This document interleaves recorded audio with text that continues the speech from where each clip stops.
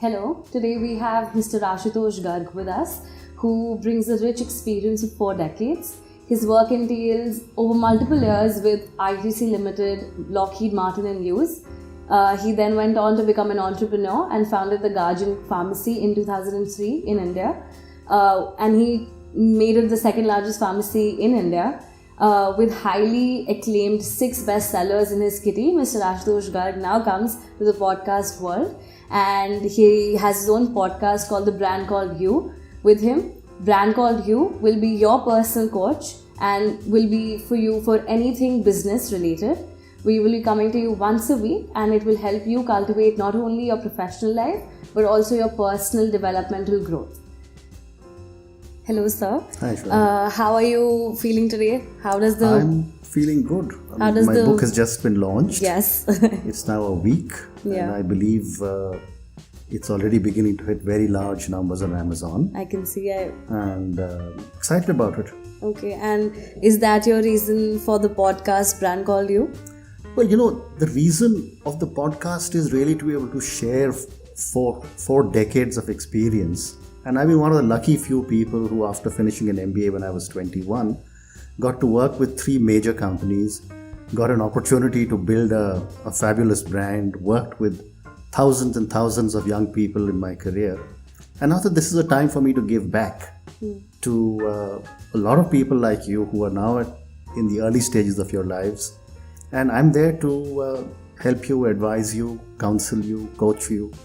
And we're putting together a large number of people like me who will then be able to offer a lot of insights and a lot of wisdom.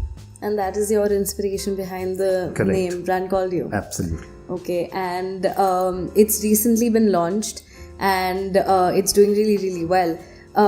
Do you have any? What is the premise of your book? Why Brand Called You? And what is the one thing you're aiming that maximum people can absorb out of this book? So that's a very interesting question. Over the last 35-40 years that I have been looking at brands, I was associated with building brands when I was in ITC. I built the Guardian brand in India. I often thought a lot on what exactly is my own identity. And when you think of it very clinically, most of us spend most of our lives working for brands of our employers without ever realizing that the biggest brand that we own ourselves is our own name. And in today's digitally connected world, it is very easy for our name to be spoiled because of wrong things that we do. And at the same time, conversely, everything good that we do is something that is adding on to our name. And can reach multiple people at the same And time. can reach multiple people. And of course, we all know, I've learned this only in the last few years on the power of social media. Yeah. And at the same time, I know that once you say something on social media, it can never be deleted. It's on the internet. It's available somewhere all the time. Yeah. So everything you say or do now has a record, and that is directly linked to your name.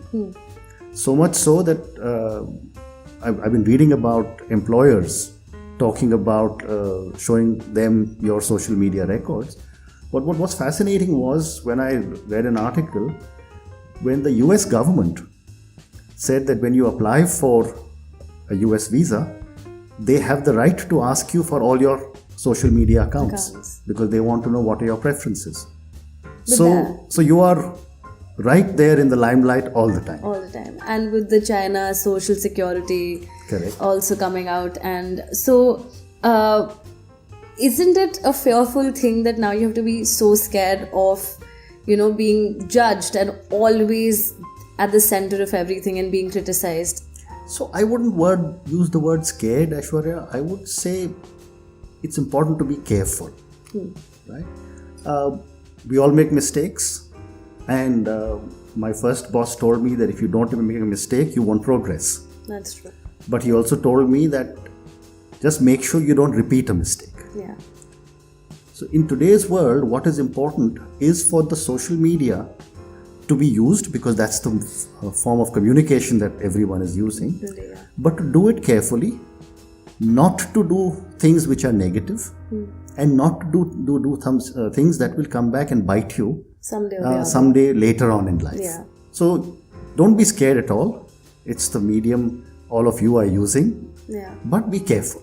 Because it does extend a lot of power. It has a lot of repercussions if gone wrong. Correct. And so when we talk about your book, and when we talk about, as you stated earlier, that it's all about cultivating your personal brand, and nobody really looks back in hindsight and reflects on how you can build your personal brand. What would you say are very essential keys or tools that help you forward in terms of cultivating, whether it is reflection or whether it is creating a plan for you and working on that framework? What would you say? So I think the whole process of building and cultivating your brand starts from the time you get your name. Yeah. Right? Your name is your identity, which I call your trademark, and you've patented your persona because that only belongs to you. Yeah. Because now there are other biological ways of doing it, from fingerprinting to gene mapping and Yeah. DNA mapping and all that. But think of it in a different way. And I'm going to be a little philosophical when I say this because I'm much older than all of you, is that when you reach my stage in life and you start thinking, what is it that you're going to leave behind in this world? The only thing you will leave behind is your legacy, which is your name. That's the only thing that will stay behind. That's the only thing that friends and family and the world will remember you by. Right. So you need to be cautious from the time you start working on what you are saying, how you are saying it. Try not to get identified with any groups which are political or in any other form of negativity that could come into you. Build your characteristics. So if you're a foodie, talk about food. If you like writing, talk about writing. If you're an athlete, talk about athletics. Because everything that you are doing is getting logged on to your name. Yeah. So as you grow in life, your interests will change. You will, start a family. You will have children, and at each stage, your life will change. And as your life changes, you've got to keep investing more and more in yourself to make sure that the message you are giving to the rest of the world is consistent. So when you talk about investment in yourself, is it more monetarily inclined, or is it more philosophically inclined? How do you quantify investment in yourself? So let me give you a simple example. Most of us, when we look at someone else, we start by saying, oh, this person looks like this. Yeah. Or this person is tall. Or this person is an Android person, or this person is an iPhone person. Physical appearance. So, we quickly start to classify people. Yeah, categorize them. Or categorize them. Yes. Therefore, we are all putting people, friends, relatives, acquaintances in buckets. Yeah. Right? Therefore, it is important for us to be able to make sure that whatever we say and do is consistent, so that when other people put us in buckets, we don't have conflicts, we don't have contradictions about us in other people's minds. So if I'm seen as a person who's honest, it would be a disaster for my brand if you say I'm honest and someone else says I'm dishonest. Because the experience that other individual has had with me is completely reverse of what you had with me. Yes. Okay. Yeah. That's a sound advice. So I went through your book, and there are two things that you primarily talk about, which is either finding yourself a brand, which is discovering it, exploring it, and then the other phase is sustaining it. How do you, throughout the years that you live, how do you keep investing in it and making it grow multifold? So if I had to ask you a question, which is tougher of the two, which is tougher between finding yourself a brand and sustaining it, what would you say? I would say the more difficult part is sustaining it. Okay. The old line that it is very easy to climb to the top of the mountain. It is very difficult to stay there. Yeah. Right? I'm sure you heard that. Yes. So let's take the example of a very famous sports personality Tiger Woods. Yeah. 5 years ago, he was right on top. People were talking about him being the greatest golfer, and I still believe he's the greatest golfer. But then he messed up his personal life. Yeah. And it And took the over. moment he caught his life was messed up personally, that was the end of his golfing career. Yeah. He slid downhill within a few months. And in the last 5 years, he has struggled. Today, he's once again beginning to come back to his original levels. Yeah. Still nowhere near the top. But look at what one mistake made to a personality of his kind.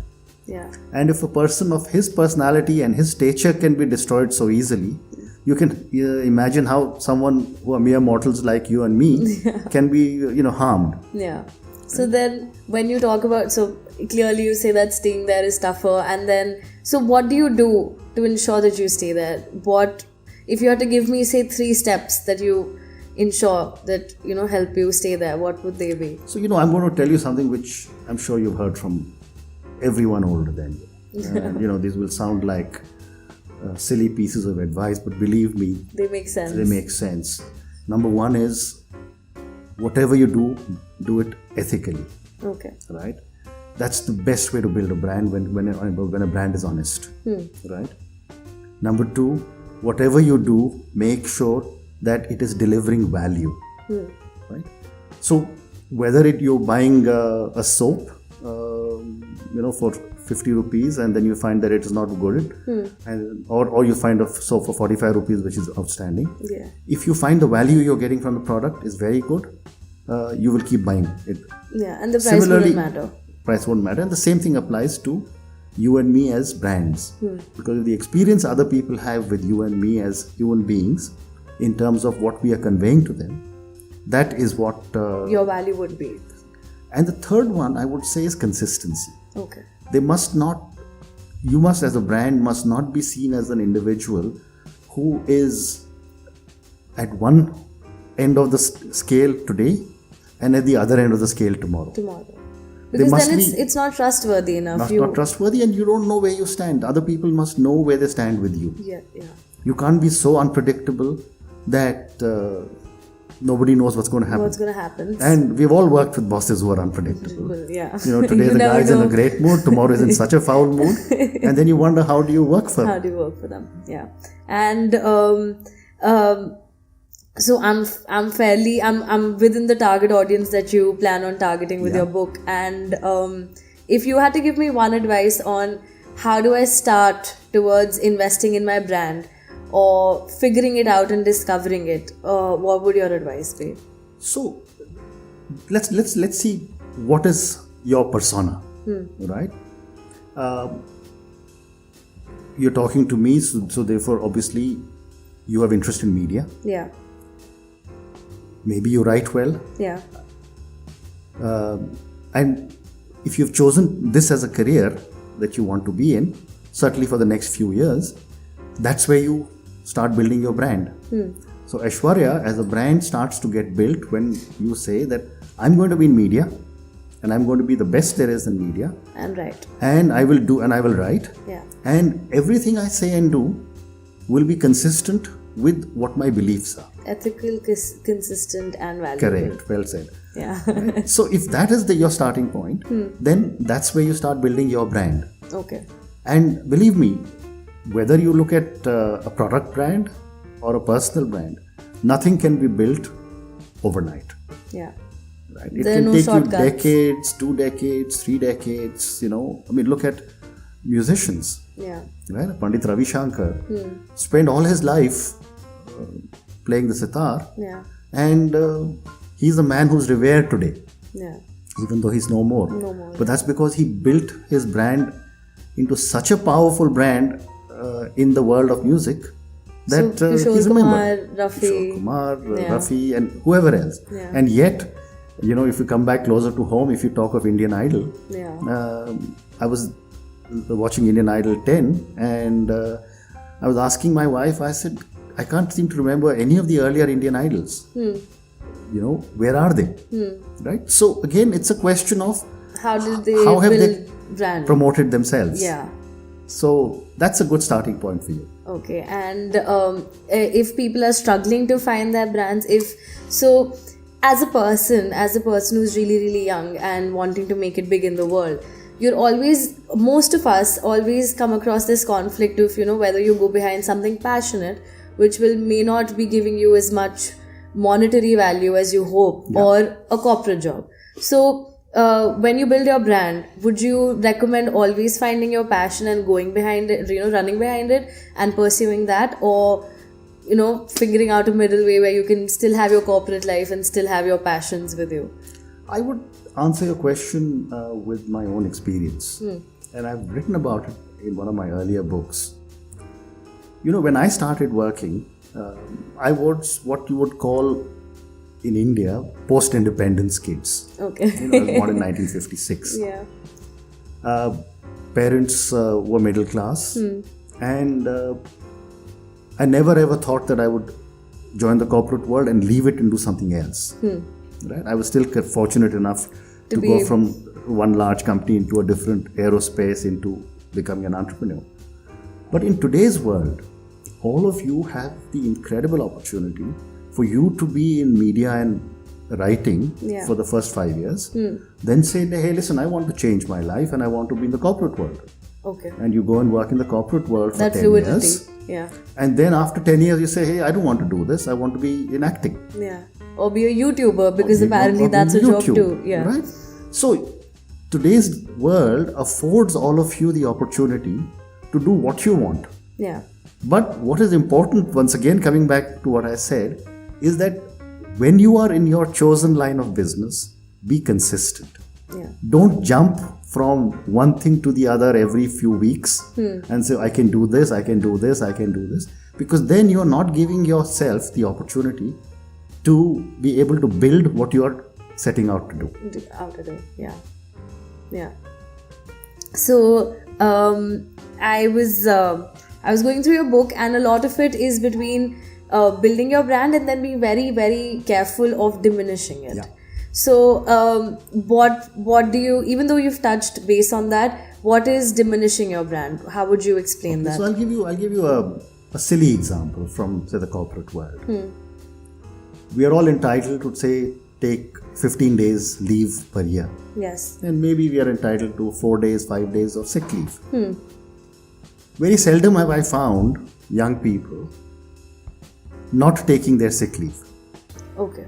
At the end of the year. Okay. Because it's given to them. They think it's their entitlement. Yes. Now, whether you're sick or not, if you're giving a false medical certificate, that is the first stage when you are turning around and saying, I am willing to compromise my values because I need to take something that I'm entitled to. Yeah. I remember when I joined ITC, we used to get annual leave, but there was nothing called sick leave. There was nothing called, compassionate leave or urgent leave. The organization trusted you, and if you were sick, you were sick. You didn't send in an application to say I'm unwell. Yeah. Because the organization trusted you. Today's world, it would be fantastic if organizations can come back to the same level of trust. Yeah. And say, if I have 1,500 employees working in my company, I can trust them without giving them entitlements.